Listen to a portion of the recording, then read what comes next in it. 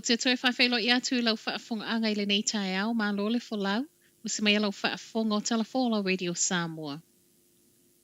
Wa tui tia whainga malanga a pasi Dunedin ma Queenstown, ona ole uti o ave pasi. O le whaiunga lea la Otago Regional Council, ma I moli mau o le sui o le pūlenga, e le o lava ave pasi e whaawa wina whainga malanga a pasi, I le aso atoa. Mai le sui o le pūlenga I le o whaingo fiele a fiango iei nei au nanga ona o le toa tele wa mawel koviti, po o le fulu o lo sau malitau malulu. E Queenstown o swinga wa iei le whaatulangana ma le toe fesuia ingo taimi o pasi, e amatalo ia mai le aso lua o le vaiaso a sau. Ma e whaawa wai mo le fitu aso so o le vaiaso. I Dunedin, e na o aso le vaiaso lo a fia, ai tu mau pea taimi o whainga malanga I le whaai ungo le vaiaso. Ta ua mai ai le whainga tā o le tau mawhai e whaasoa whainga malanga, ma le au whainga alwenga. Ma sa tau mawhai malusi lava le council ia aua ne I te lele a fianga mō whanau wa onga. O le soe amata whaasara lawa I le council taimi masuingo nei whainga malanga I lunga o lana upenga ta whailangi.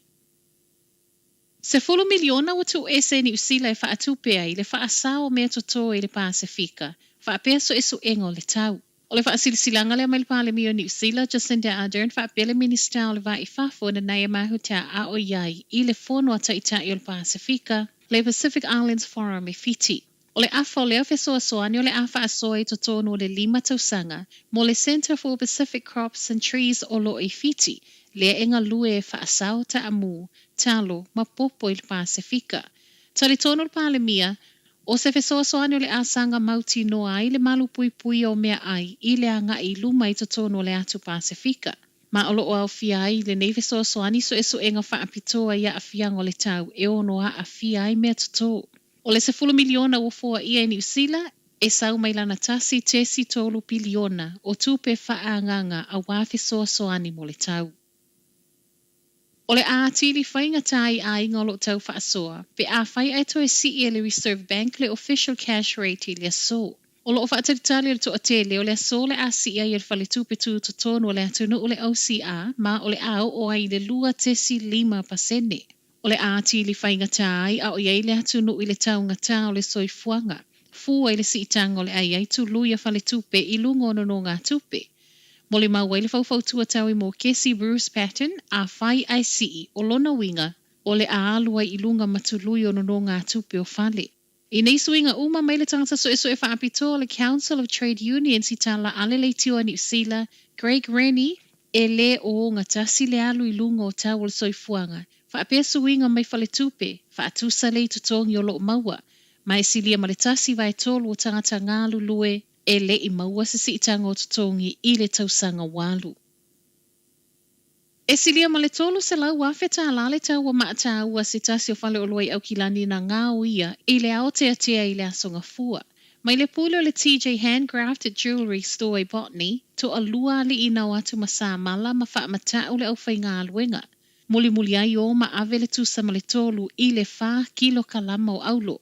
Reportia TV tasi, e le isa isi wa mōli e le taimi nei a o whaawa wai pea so e suenga.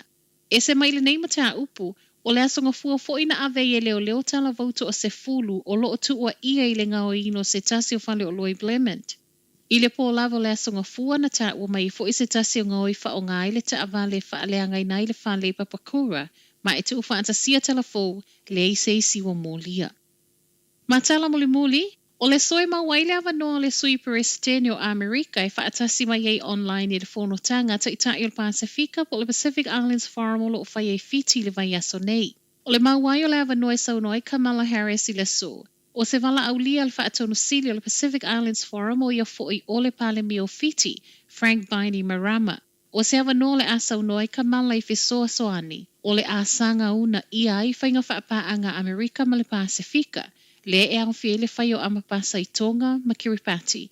Whaatoluina fesoa soani tupe mo le atina e ina o le tamau a inga whaapele ngā taifale. Ai mai se fuafuanga fōua Amerika ma le Pasifika.